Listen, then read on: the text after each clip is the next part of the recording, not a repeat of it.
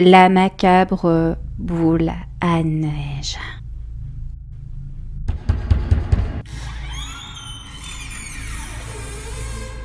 Bonsoir, mon enfant. Bonsoir, madame. Mais mes parents refusent que je parle à une inconnue. Je comprends, ma petite. Je ne resterai pas longtemps, tu sais. Où sont tes parents ce soir? Ils sont sortis au cinéma, voir ce film avec plein de gens qui meurent dedans. Mais comme je suis une grande fille, je peux rester seule. Félicitations, mon enfant. Tu es grande maintenant. Psst. Voudrais-tu offrir un cadeau à tes parents? Oui, j'ai voulu faire un beau dessin pour leurs anniversaires, avec des crayons de couleur. Mais j'ai perdu mon taille-crayon. La petite, terriblement honteuse, baisse la tête. Je tombe bien, on dirait. Et si je te disais que j'ai là, avec moi, le présent idéal? Je ne prendrai pas ton argent, va. Ce cadeau, je te l'offre. Elle instaure un silence calculé. Un cadeau ne se refuse pas, n'est-ce pas? Je ne veux pas qu'ils me disputent. Vous serez partis avant qu'ils ne reviennent? Promis. Croix de bois, croix de fer. Si je mens... Le sourire aux lèvres, la petite s'écarte du passage pour laisser l'inconnu pénétrer chez elle. Elle ne sait pas si elle a raison d'agir ainsi, mais elle s'ennuie fermement. L'inconnu a l'air gentil. Elle donnera un cadeau pour combler de bonheur ses parents. La petite guide l'inconnu vers le salon. Cette dernière prend place sur le fauteuil, pieds ancrés au sol, jambes non croisées, mains sur les cuisses. Elle fixe la petite sans mot dire. Après une longue minute, l'inconnue sort de petits objets couverts de chiffon sale. Elle les pose cérémonieusement sur la table basse devant elle et dit « Vas-y, prends un cadeau ». La petite bredouille qu'elle ne peut choisir sans voir. En guise de réponse, l'inconnu étrange s'énerve. « Les cadeaux sont sensibles à la lumière !» La petite angoisse de plus en plus. Elle ne veut pas choisir à l'aveugle.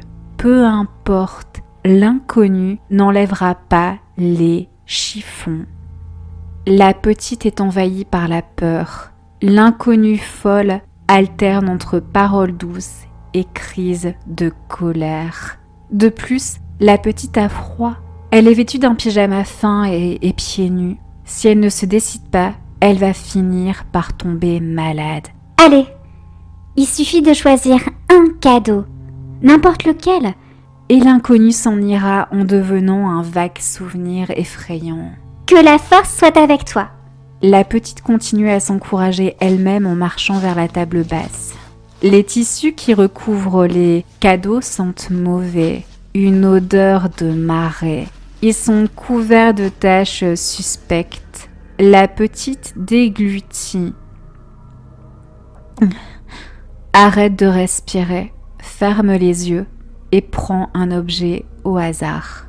En revenant à sa place, elle stresse tellement qu'elle imagine que son cadeau remue dans tous les sens. « Déballe le cadeau !» La voix de l'inconnu est si autoritaire que la petite s'exécute.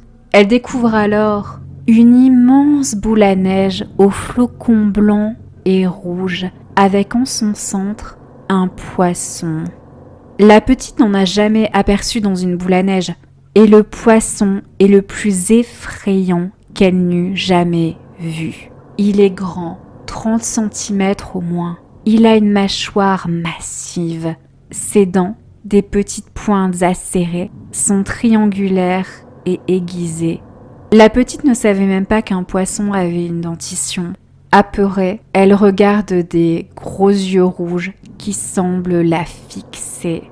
L'inconnu annonce fièrement le nom de l'espèce entre les mains de la petite. Un piranha! Quel beau choix! Il est de la famille des Carassidae. C'est un prédateur avec un appétit vorace. Il n'est pas végétarien. Et, si tu veux mon avis, petite, il est mort de faim. À ces mots, le poisson remue. Le piranha est vivant. L'horreur aux dents acérées se jette contre la paroi de la boule à neige qui tombe au sol. La petite hurle de terreur. Elle se lève du fauteuil et court pour s'enfuir. L'eau de la boule à neige rend le sol glissant. La petite chute sur le ventre. Elle est à 2 mètres du piranha, hors de danger. Alors qu'elle pense être sauvée, elle entend l'inconnu brailler. « Mon cadeau, mon cadeau, mon cadeau! Tu as cassé mon cadeau !» Un bruit de choses lancées. L'inconnu s'amuse à balancer toutes les boules à neige sur l'enfant suppliant. Et elle en sort une quantité innombrable de son sac crasseux.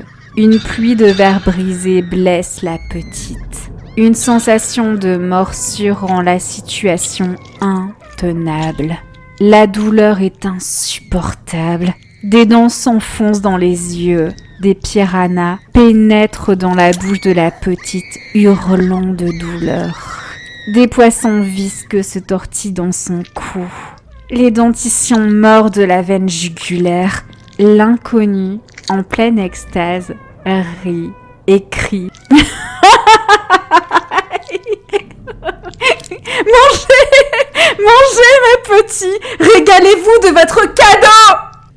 Bientôt, la petite n'existe plus. Elle n'est plus rien. Seulement une odontologie médico-légale attesterait son identité.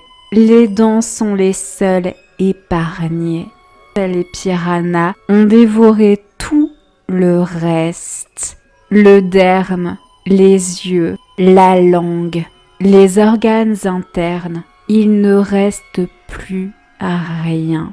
Dans ce carnage, le pyjama de la petite n'a pas été dévoré. Il n'est pas dans le régime alimentaire des poissons carnivores. L'habit de nuit, de base blanc, est imbibé de sang. Il fera des flocons idéaux pour les boules à neige de l'inconnu. Cette dernière se dirige joyeusement vers un autre quartier. Il lui reste encore plein d'autres cadeaux à offrir.